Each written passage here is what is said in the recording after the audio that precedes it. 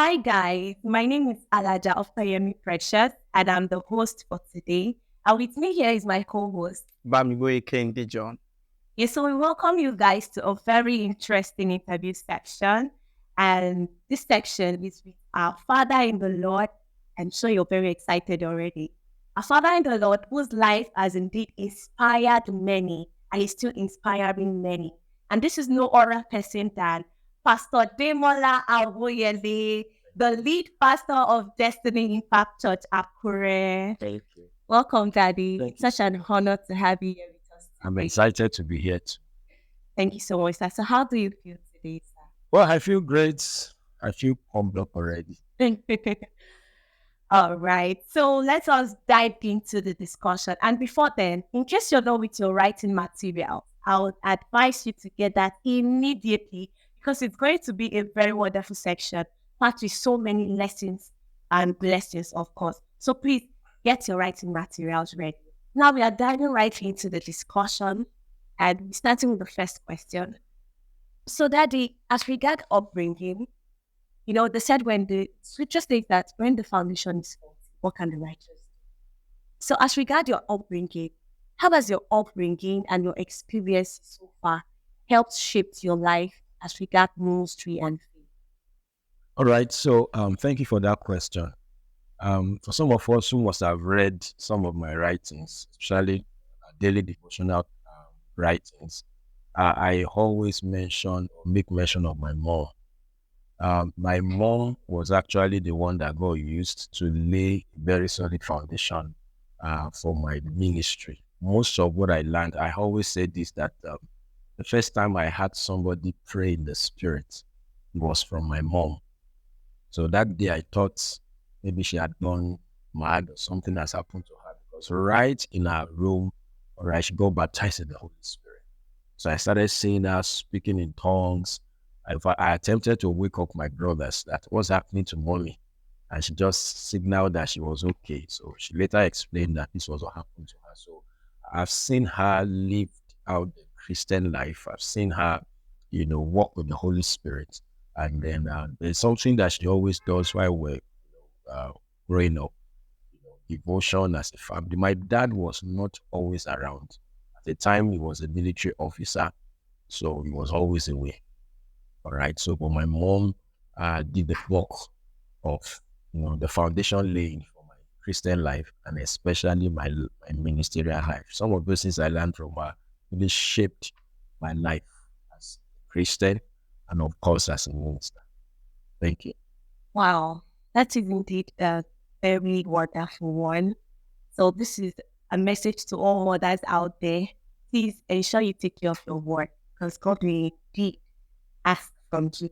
And I pray that the Lord will bless all mothers out there and strengthen them to read them how the Lord has inspired them to. So in Jesus' name. Okay, so what are those challenges we encountered that maybe other music weigh you down and maybe look like maybe this is not there's no way anymore as regard ministry. There's no hope for ministry. Those challenges that are capable of breaking you down, but you still stood firm. How were you able to overcome?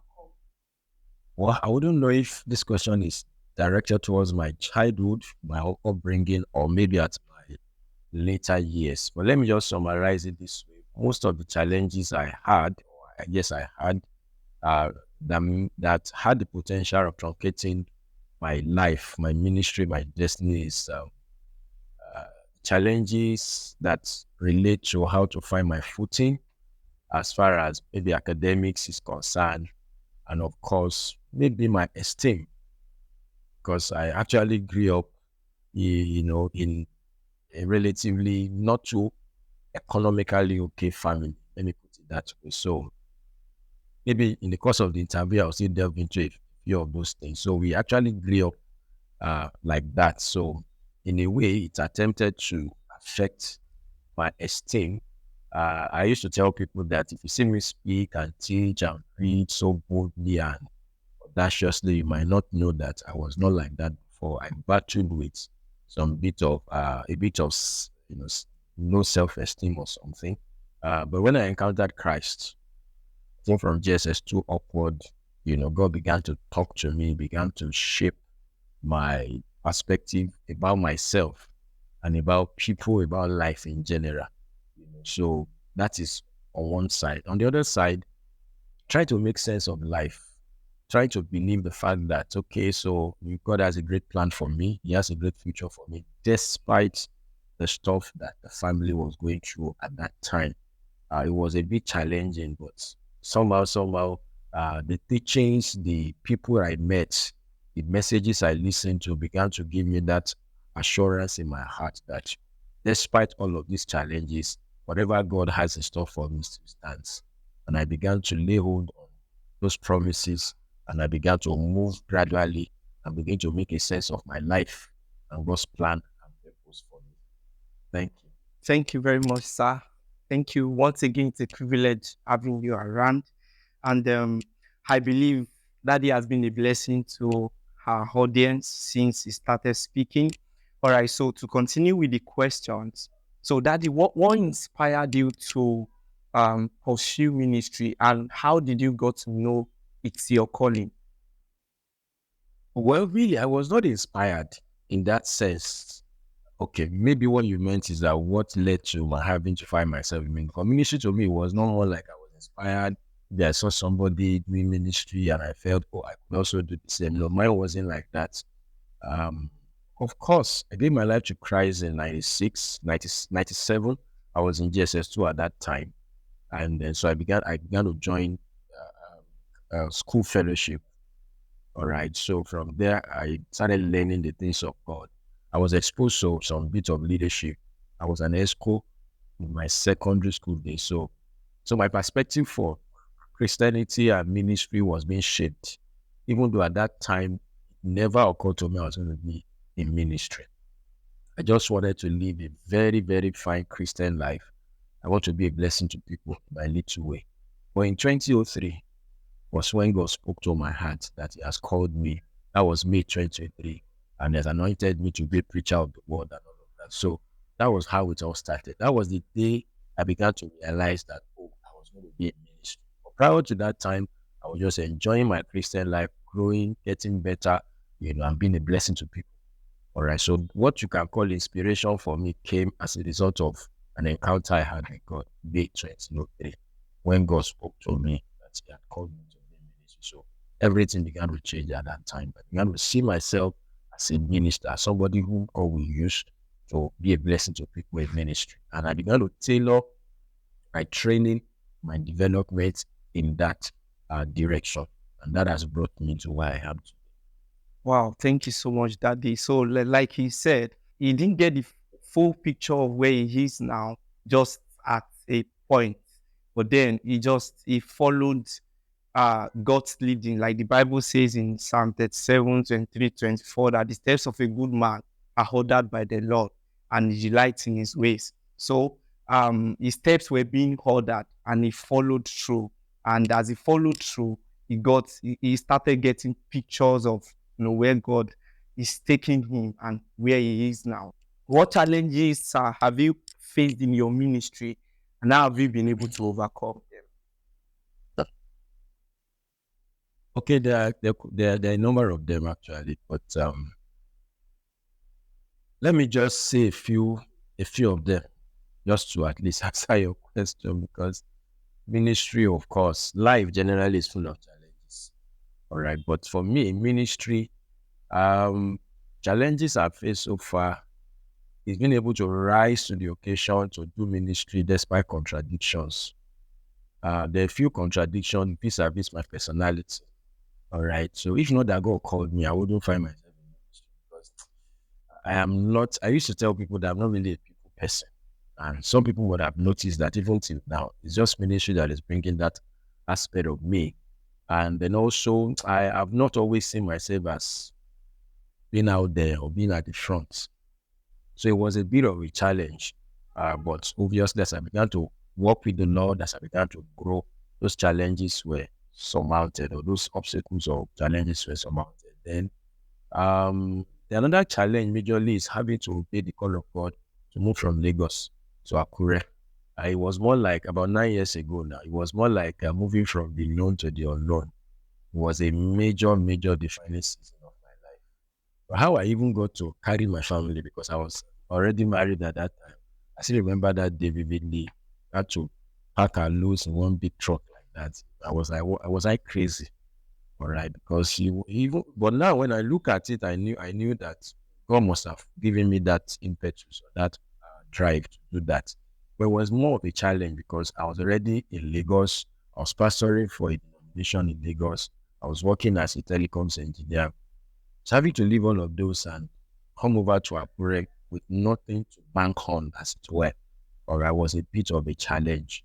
And but God helped me. Of course, that came with a lot of things. Akure is a very good place. A lot of stories about Akure city and about how ministries do not thrive in Akure, of how people who started ministry in Akure some time ago left the city, and of course the economic aspect of it. Akure is a very, very economically viable state, quote unquote, viable city. So obviously you can't do ministry without money. So that was a bit of a challenge. How do you run ministry from that kind of city? And then, but God helped me. God is still helping me to face those challenges and to be able to do ministry the way God wants me to do it. So, among others, those are just a few challenges that I can say that I've faced so far. All right. Like yes, that he had challenges, most especially when he started out and locate rare and we had to bring his family. And even from then till now, he has still challenges, but he had always led to stay with God and allow God to help him to overcome the challenge. So there would always be challenges at every point. And I his wife's to now stay with God so that God can help. Thank you very much. That the last question before my goals take so I did. What do you consider your biggest achievement in ministry so far, sir? Obviously, in ministry, we don't talk about achievements. Like one of our fathers in the faith, we always say, talk about engracements. And I also stand by that mindset that we don't achieve, we are not achievers. So maybe to reframe the question, maybe my biggest testimony of God's faithfulness. Maybe I'll put it that way. Um, I have a number of them, so I wouldn't even know if I want to. Okay, maybe my biggest testimony is how you can move from Lagos. Like I said, when we're moving to Akure, when I was about moving to Akure, somebody told me, I said, you are going there, your ministry will be buried. All right, that he said it, and he was like, okay, I still encourage you can go. So the achievement or testimony for me is, okay, how against all odds, this is 9 years running. Next year we make it 10 years that we came to the city. How we can still stay put, and then how we can still pull through, how we can still do ministry without necessarily having to run helter skelter. How I did not have the reason to go back. Those who probably doubted, some people probably will see it as youthful exuberance, just passionate, young man, atoshu. And they say in Yoruba language, you will soon get tired. You will soon tell us that he's not doing it again. He may not have said that verbatim, but sometimes people could have such emotions. But the good news is that by the mercy of God, I didn't have reason to go back to them. I didn't have reason to fulfill their negative expectations, and that we're still able to stand. Like David will say in Psalm 31, verse 21, he said, blessed be God who has shown me his marvelous loving kindness in a strong city. But that has been my testimony in this tour. Akure is a strong city. Strong. Another word for strong city is a besieged city. City where, you know, things are not really the way anybody would have wanted it. But God has shown us his marvelous loving kindness. So I consider that as an achievement. I may not have bought the latest of cars. I may not have built the biggest of cathedral. I may not be pastoring thousands of people. But I still have the grace to stay put and to start making sense out of what did not make sense at that time. To me, it's a testimony. That's a very inspiring one. I don't know about you, but indeed I've learned so much. I mean, look at Daddy's story. You might not know the future, but you know who holds the future. That's true. Sometimes God might just want your candlestick so he can give you the sunlight. That's true. Then amidst a lot of stuff, the noises, just find God's voice and hold on to it. Thank you so much, Daddy, for being an example to us. And indeed, I believe that the viewers at home are also learning. The next question will be based on marital. You know, a lot of times, a lot of ministers find it very difficult to balance their marriage life and their ministry life. Some might not be present at home, but they are present in church. But we see how the children are always around you, even in church, the way you manage the family. And I don't know about others, but to me personally, I feel really inspired. And I wonder how you've been able to do it. You're very much available at home and you're still very much available in ministry. So Daddy, how have you been able to create that marriage and ministry life balance? All right, thank you. So it all stemmed from my understanding about marriage and ministry.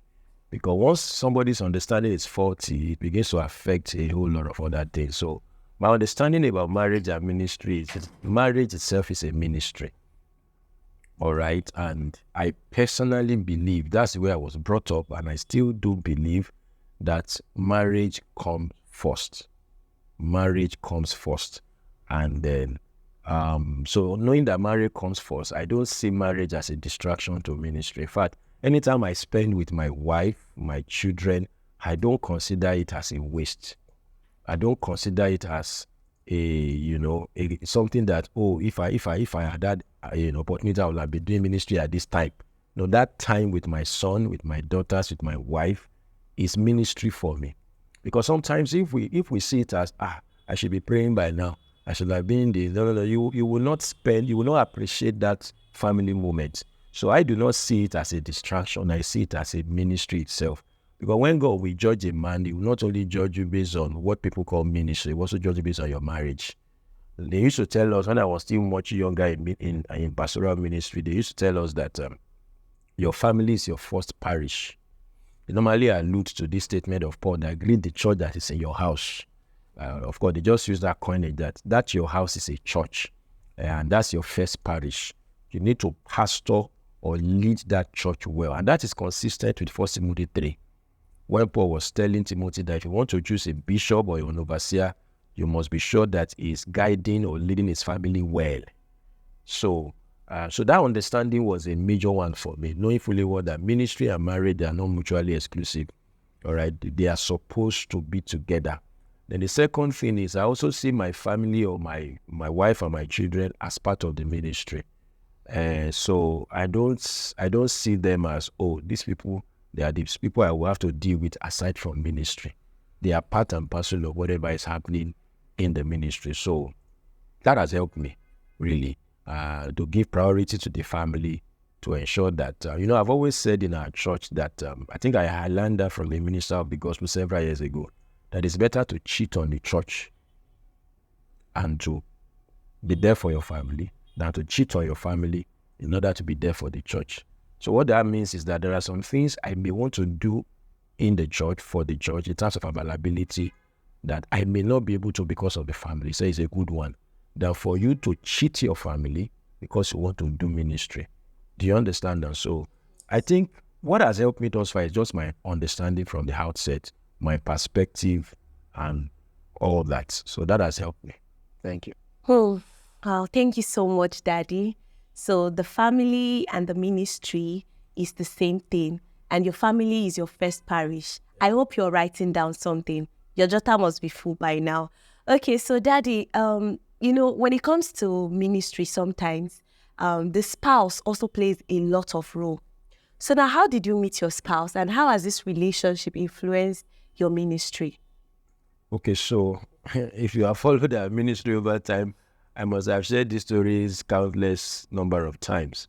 I met my wife on campus. All right, so fortunately we went to the same university. All right, Federal University of Technology, Akure, in the city of Akure here. So I met her while we were in school. The way everybody will meet their wives, their spouses, but God spoke to me that this is your wife. All right. And we're just in 100 level at that time. I know I've shared the story a number of times, but maybe for viewers who may not have been familiar with the story. So I was relatively new on campus. We're both level mates. She was also in 100 level. I was in 100 level at that time. So we walked past each other and God spoke to me that that's your wife. That was a year one as a student. So I kept that in my heart, prayed about it, spoke to leaders of the fellowship, spoke to my pastor at home, did all I needed to do. All right, while waiting for the appropriate time. Then about 3-4 years later, when I was in year 4, God spoke to me that this is the time. So I got to propose to her. We got to court for 4 years and 3 months or so. And we got to marry. And so how has the marriage helped the ministry? I will never forget what God spoke to me while we were courting, either while we were courting or shortly after we got married, that what you need is a wife, not a minister. Because for pastors or for ministers of the gospel, especially young people, there's this idea that I must marry a firebrand sister. I must marry a minister. Since I know I'm going to be in the ministry, so I need somebody who will be in the ministry with me, and that is very true. Because you can't be going to ministry and you won't marry, so you won't marry somebody who also has a ministry inclination. But God told me, I will never forget, he said, what you need is not a minister, but a wife. And so I went further to like, okay, what do you mean by that, Lord? And it was like, if I give you a wife, inside that wife is ministry plus other things. The mistake that some people make is that they marry a minister, they didn't marry a wife. So they enjoy the minister or the ministry or the minister aspect of that woman. But when it comes to the wife aspect, they didn't get to enjoy that. And once you don't enjoy the wife aspect, it will start affecting the ministry aspect. So, and I thank God that he gave me that perspective or that direction from the onset. So I began to see and prioritize the wife aspect of my wife. Because I believe that a minister, first of all, needs a wife. And a wife is an embodiment of so many things. Somebody who will care for you. Because like they tell us in pastoral training that the wife ministers to the husband and the man, so that the man can minister. When I mean minister, I'm not talking about preaching or laying on of hands. I mean, that's why I said the word care and all that. And so I've enjoyed that aspect, having to have a wife, somebody who can take care of my children, all right, somebody who I can be able to face ministry, and I'm sure that the home is fine. Because sometimes most of the challenges that pastors or ministers face stem from the home. Once the home is not fine, it's a matter of time it will affect the ministry. So God gave me that orientation from the onset, that focus on somebody who can do family with you.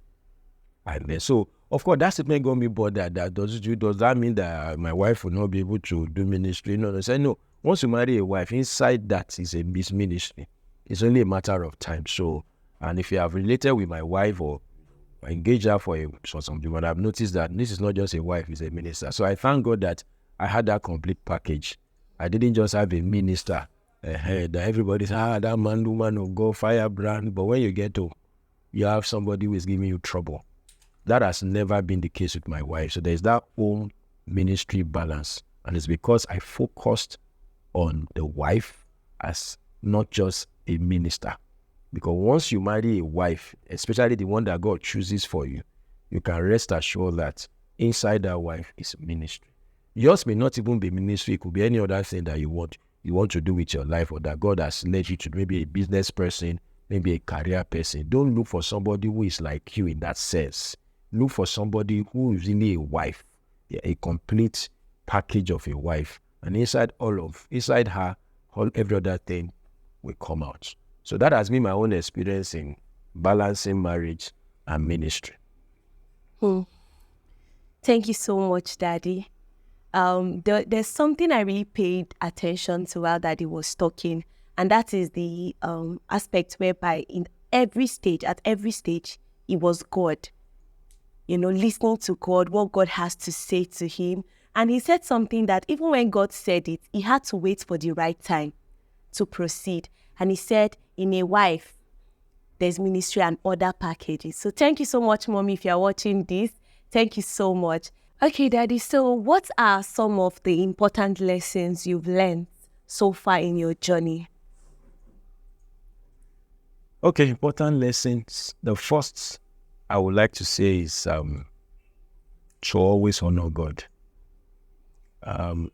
Most of the things, in fact, all of the things I do them to honor God. And honoring God also, simply means that you are going to do things that please God. And you are going to have a conscience, all right, that is right towards God. And it's a major lesson for me. There's some things I do that, naturally speaking, maybe I should not have done them. But when I look at where does God fit in here, all right, so I prioritize that honor for God, that having a conscience, like Paul would say, that is void of offense towards God and towards man. So that's a major lesson for me. Whatever I do, I ensure that I place God first. Will it please God? There are things I do that may inconvenience me, but if it pleases God, I'm okay with it. There are things I do that do not agree with my flesh. My flesh wants to do otherwise. I have practical stories to share around that, but I may not be able to do that now. The things that normally my flesh does not want to go that route, but I know that this is what God wants. This is what honors God. So the major life lesson for me. And then another life lesson is not pushing yourself forward. All right. I love to, maybe I learned that from my spiritual father, that it's better to be, like they say, it's better to be underrated than to be overrated. I've seen a lot of people always pushing themselves, especially because we're in a social media age where, that they call it perception. Just project yourself, do this. That may not be wrong for some people, but me, I just feel that don't push yourself forward. I would rather be underrated than to be overrated. All right. I would rather be somebody that you may not think much of me until you move close to me. All right. So, like I said, that may be different from the way our generation has taught us, that you have to push yourself, you have to do this. But, sometimes people come to me and say, the man is so humble. I say, me, I'm not humble. I'm just myself. So, it's a major life lesson. Don't push yourself forward. Don't have an over-bloated sense of importance. Just be as cool, as humble as possible. Be more inside than you are outside. Be more privately than you are publicly. So it's a major, major, major life lesson for me. Maybe one other life lesson among several others, all right, is consistency.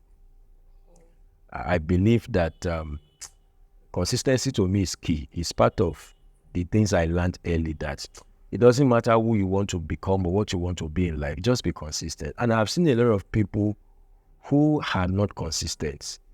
They want to get instant success. They want to do something for 3 months, and if it's not working, they want to back off. They want to do something for 1 year. No, anything that is worth doing for me is worth doing till the end. All right. So even come rain, come shine, even when I don't feel like it, even when it's not popular, even when nobody's applauding me, I want to keep at it. There's hardly nothing I've ever started in my life that I didn't finish. Except maybe God tells me, my son, stop this.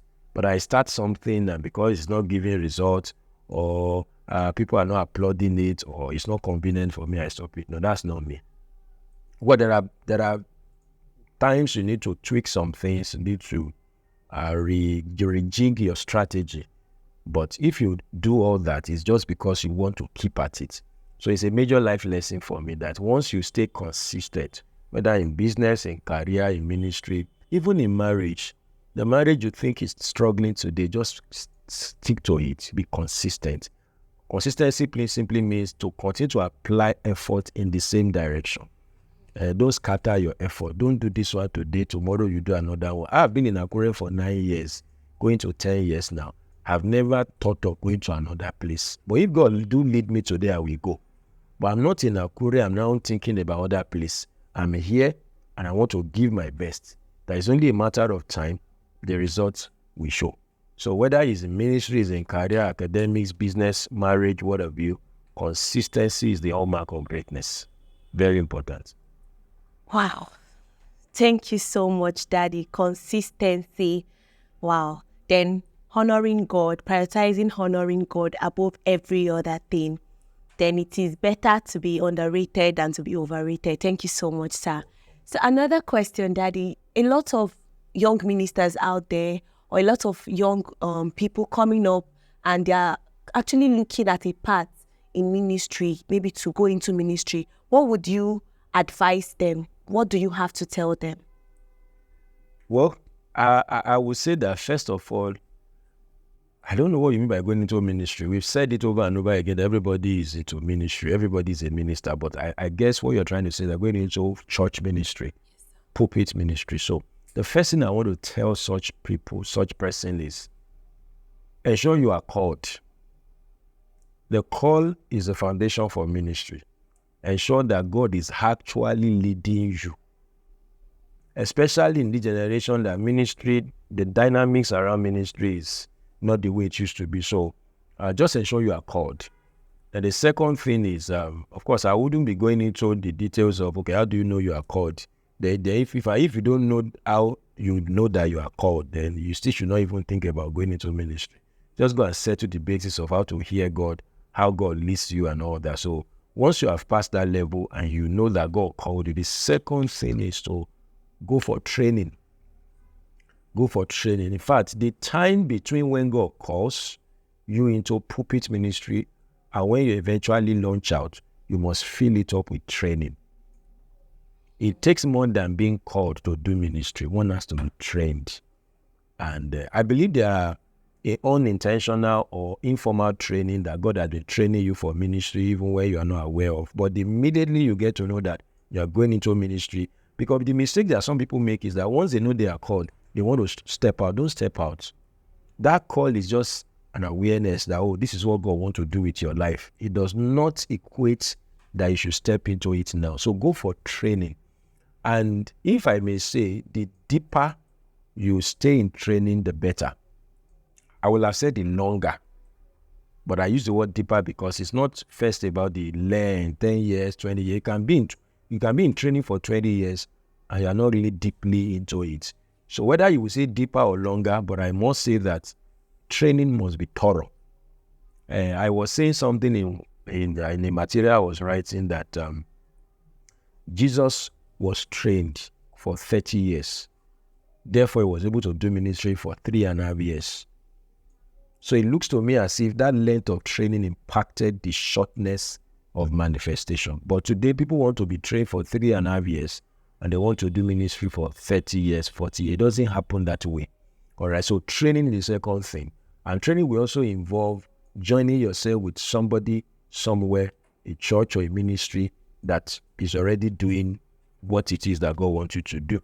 All right. It doesn't mean that you necessarily serve, maybe as a pastor, but just join. So once you know you are called, don't isolate yourself. Don't say I'm in the wilderness until the day of my showing to Israel. No.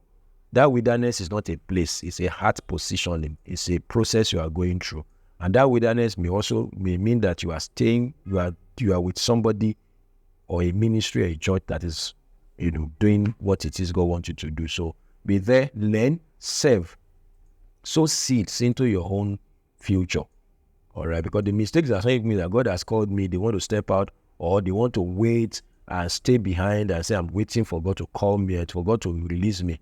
While you are waiting for that, join yourself with an existing ministry, not necessarily to serve in leadership capacity, but be a part of what is happening. Be a member, if possible, be a worker.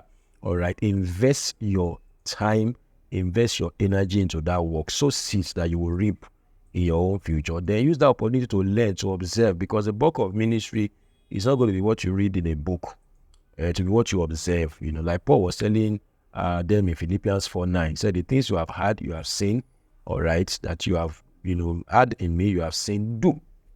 So there are some things that you can't read in a book. You can only observe in somebody somewhere doing what it is that God wants you to do. Then maybe the last counsel I will give to anyone who is called or who has perceived the call of God, all right, to go into ministry is to also start, once God releases you, start small. Start small.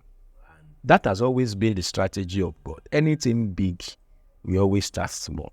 This idea that God has called me to start a church, I'm looking for an event center, I'm looking for LED screen, I'm looking for this, I'm looking for that. Of course, some people might start that way, but that has not always been God's template. All right. And of course, if you have the luxury of funds and whatever to start like that, fine. But a lot of times, God doesn't start people that way. So most time we learn ministry from our fathers, from where they are. We don't learn from where they are coming from. Because everybody now is on this, is on that. So you think that is how ministry starts. No, for all of our fathers that I know, ministry never started like that for them. Started by using benches, started by staying under canopy. I'm not saying you should stay under canopy or benches, but I'm saying whatever starting small means for you. Starting small for you might mean renting an event hall, but don't always want to start big in the sense that, oh, this is the picture. Yeah, this is the picture of ministry you have. That's where you are going, but that doesn't mean that's where you're starting from. Because the only enterprise that is started from the top is digging a grave. Every other thing, you want to build a house, you have to start from the ground. But you want to dig a grave or you want to dig a hole, you have to start from the top and go down. So anybody who wants to start from the top in ministry, you are digging your grave without knowing. So I want to encourage that person, start small and grow. There are benefits of starting small. It helps you to grow. You understand the process. You know how things work. All right, then you're able to build capacity for where you are going, because the capacity for your tomorrow will be built in your journey today. So if you want to handle 50,000 people, you will start by handling 5 people, 15 people, 50 people, 100 people. So God begins to grow your capacity. Then when the time now comes for you to handle massive people, massive structure, massive strength, you have built that capacity over time. So I have other counsels I would have given, but let me just stop on that. Wow. Thank you so much, Daddy. This is a lot. Thank you so much, sir. And I would also like to ask, if you have one piece of wisdom to share with your younger self, what will it be? I would say it in 2 ways. Like I've always told people that I really don't have a regret. Yes, I do. I really don't have a regret that, oh, maybe if I had done this, I may not have become what I saw, but I know I'm on the path. So, to now answer your question, because I'm trying to think of, okay, what do I tell my younger self? Okay, what I would tell my younger self is just keep up with consistency. Don't be moved by things. Just focus. I don't need to tell my younger self, because my younger self practice those things. But maybe what you probably want to ask is, what will I tell younger people? Maybe people are maybe in their 20s or early 30s, is to practice all I told you. Discover where you are going on time. All right. Focus on it. Develop yourself. Train yourself. Join yourself with somebody or somewhere that they are doing what it is that God will have you do. And be patient. Grow. Give yourself permission to grow. Don't jump. Grow up. He said when you grow up, you stay up. When you jump up, you come down. Life is in phases and men are in sizes. You don't have to be under any pressure. Just live your life one day at a time, honoring God, pursuing purpose, staying consistent, and whatever it is God has for you, you will always become it. Thank you. All right, so Daddy, thank you very much, sir. So, sir, as a minister of God who has been in the ministry for a number of years now, and as a pastor of a local church, how do you see the church addressing some current social issues? Well, I think that of course there are social issues. The church is located in a society, so the church cannot afford to be uninterested in what is happening in the society. But I will say that the biggest strategy I think the church can adopt is to truly raise disciples. A number of times we want to address social issues by holding the mic, by appearing on international television and all that. That is also very important. But not everybody will have the opportunity to do that. But when you raise disciples, that was a strategy of the early church. They raised disciples. Those disciples infiltrated everywhere. For example, if you raise disciples, those disciples are going to go into different sectors. in the media, for instance, when the church raised disciples, those disciples are going to determine what goes on in the media. But a lot of time, the church has abandoned the core mandate, which is to raise disciples. So we're trying to solve the issue from outside rather than solving it from inside. All right, so raise disciples to the point that they're able to infiltrate every nook and cranny of the society, vis-a-vis politics, all right, media, entertainment, academics, and all of that. So once we are able to do that, it may look slow, but with time, the people that we raise begin to address. The pastor has not been called, all right, to quote and unquote change society. The pastor has been called to disciple believers who will now change society. So it's either that as a pastor, one pastor, or as a pastor trying to speak to social issues, yeah, you might get some results, but the real result will come in you discipling your flock, giving them that mindset that you are the salt of the earth and you are the light of the world, and releasing them into those spaces. With time, they begin to change the narratives there. When you have your members or Christians who are at the helm of affair, who are holding positions in the society, they will start changing things for the better. Or you have some of them who go into the entertainment industry, right? They have been discipled, so they know the standard, they know what it is to do. Before you know it, they start changing that sector. And if we have them scattered all across sectors like that, before you know it, the kingdoms of this world will become the kingdoms of our God and His Christ. So that is my perspective about how the church can address social ills and all that. Wow, thank you very much, Daddy. So like Daddy said, addressing social issues is just all about going back to the core mandate, which is discipling people. All right, thank you very much. That was really insightful. Okay, so Daddy, we are aware that you've written some set of books and you will be launching them in a short while from now. So I want to ask, what motivated you to write those books, sir? Okay, so I must confess, I have a lot of content. I have a lot of, I operate in the teaching ministry among others. So I have a lot of materials and all that. So while we were looking forward to my birthday, I was just discussing with some of my leaders, and so they were like, okay, Pastor, since we have a lot of stuff, why not let's, as part of what we can use to commemorate that celebration, why not let's release some of your books? And so when they told me that, well, that was not going to be a problem because I have a number of them I have written, all right, and a lot of messages I've preached and all that. So I took up the challenge and I told our team, okay, let's see how we can work out this. So, and the 4 books I'll be releasing during my birthday, I looked at them critically and I discovered that those 4 books address the emphasis of my ministry. I'll be releasing a book on leadership. All right, I have that mandate to raise leaders. That's when Leaders Arise come from. I'll be releasing a book on marriage. All right, so I'm not a marriage minister, relationship minister, but since I'm called by God to empower people to fulfill their destiny. So marriage is part of destiny. So over the years, I've always seen me speaking to marital issues, especially as it relates to destiny. And we have a lot of materials on that. So I began to ask myself, it would be nice if we can put up this together and have a book on marriage. Another one would be on capacity building, which is also part of my life's mandate, to help people develop capacity. That's where Build to Last actually came from.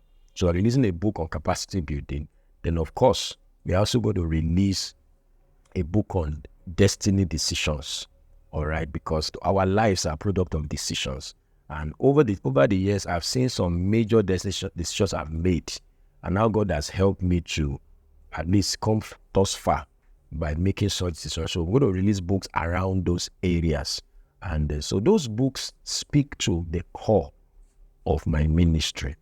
All right. So anybody who lays his or her hands on those 4 books, and you're able to sit with them and allow the Holy Spirit to minister to you, you will have partaken of the core of my ministry. But that may not be all there is, but those books address those major emphases of my ministry. So that's what motivated the release of those books. I've written some other books before now. Released some other books before now. So thank you. Wow. All right. I personally cannot wait for the books to be released. And I know you also cannot wait. So, all right. So Daddy, lastly from my side, how do you hope those books will resonate with and impact different audience? What are your expectations about the books, sir? Yes, the books have been written in a way that no matter who you are, whether you are into ministry, you are into business, you are into career, whether you are single. For example, the book on marriage addresses marriage from the angle of relationship or singlehood and married life. So, so if you are married or you are single, that book will bless you.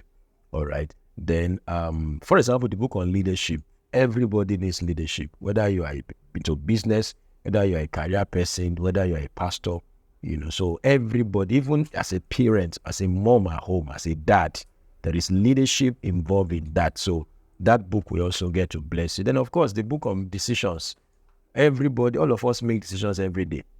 So no matter who you are, so I've carefully selected those books in a way that no matter who you are, no matter where you are at, that book will speak to you. Then, of course, building capacity, that also will be a blessing to you. So I can't wait, like you also said, to have those books in the hands of people. No matter where they are, no matter who they are, the book will definitely be a blessing to them. Thank you very much, Daddy. It has actually been a very inspiring time with you, and thank you so much, sir. So, what else do you have to say to the viewers at home watching us now? Okay. So as I celebrate my 40th, I just want to appreciate God for sparing my life for the past 4 decades. All right. So anytime for the past couple of days when I wake up and I say, you're going to be 40, just like that, So I want to appreciate God for sparing my life. And I also want to just encourage my dear viewers at home that, like the psalmist says, teach us to number our days that we may apply our heart to wisdom. So it's not just about growing up or growing old. It's about being, having a life that is significant. And that was what he meant by teach us to number our days. So I want to encourage our viewers, as you grow older each day or each year, ensure that your life is truly, truly significant. Ensure that you are making the maximum impact within the shortest or a possible time. And ensure that you live life in a way that when you look back, you do not have any regrets. I can say by the mercies of God that when I look back my life, especially from when I gave my life to Jesus in 1997 till date, I can't say that I have any regrets in any aspect of my life. And this is just because I prioritize God, prioritize purpose, prioritize, the things that matter. And that has helped me. And it's still helping me thus far. So that's what I want to encourage our dear viewers at home. Don't just live life just anyhow. Live a life that counts. Live a life that is significant. Prioritize God, prioritize purpose, prioritize blessing people. And of course, live your life in such a way that you have no regrets whatsoever, all right, for any or every season or phase of your life. Thank you very much. Wow. And finally, we have come to the end of the interview section. Thank you so much, Daddy. So go back to your jottings and ensure that you don't just listen, but also take actions, and you definitely get results. Thank you so much.